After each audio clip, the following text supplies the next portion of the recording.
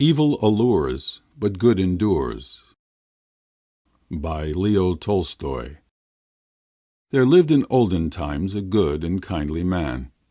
He had his world's goods in abundance, and many slaves to serve him. And the slaves prided themselves on their master, saying, "There is no better lord than ours under the sun. He feeds and clothes us well, and gives us work suited to our strength. He bears no malice, and never speaks a harsh word to anyone.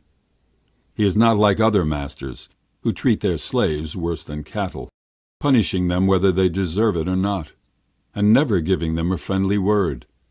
He wishes us well, does good, and speaks kindly to us. We do not wish for a better life." Thus the slaves praised their lord, and the devil, seeing it, was vexed that slaves should live in such love and harmony with their master.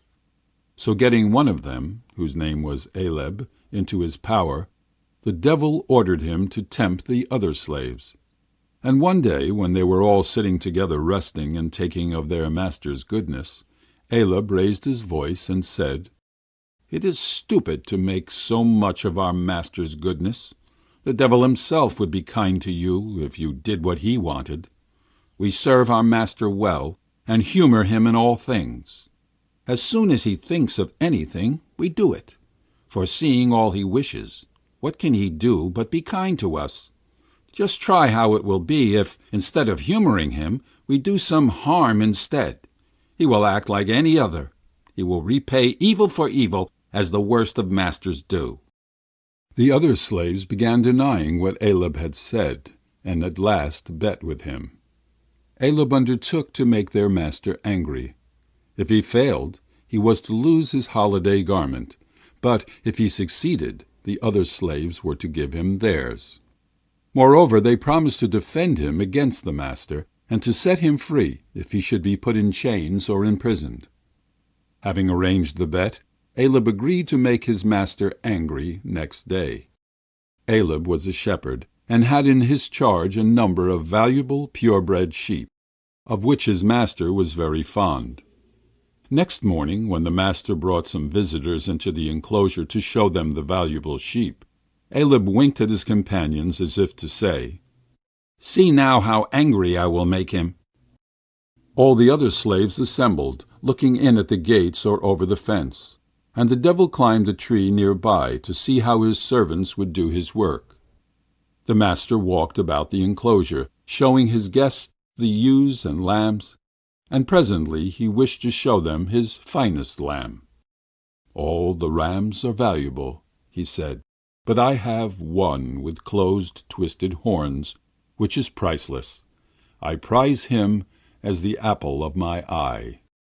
Startled by the strangers, the sheep rushed about the enclosure, so that the visitors could not get a good look at the ram. As soon as it stood still, Aleb startled the sheep as if by accident, and they all got mixed up again.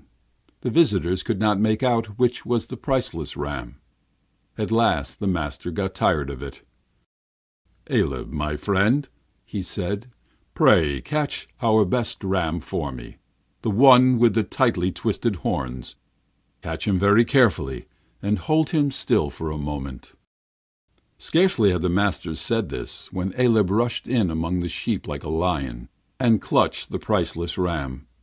Holding him fast by the wool, he seized the left hind leg with one hand, and before his master's eyes lifted it and jerked it so that it snapped like a dry branch. He had broken the ram's leg, and it fell bleating on its knees. Then Aleb squeezed the right hind leg, while the left twisted round and hung quite limp. The visitors and slaves exclaimed in dismay, and the devil, sitting up in the tree, rejoiced and did not say a word. The visitors and slaves were silent too, waiting to see what would follow. After remaining silent for a while, the master shook himself as if to throw off some burden. Then he lifted his head and raised his eyes heavenward, remained for a short time. Presently the wrinkles passed from his face, and he looked down at Aleb with a smile, saying, "O Aleb, Aleb, your master bade you anger me, but my master is stronger than yours. I am not angry with you, but I will make your master angry.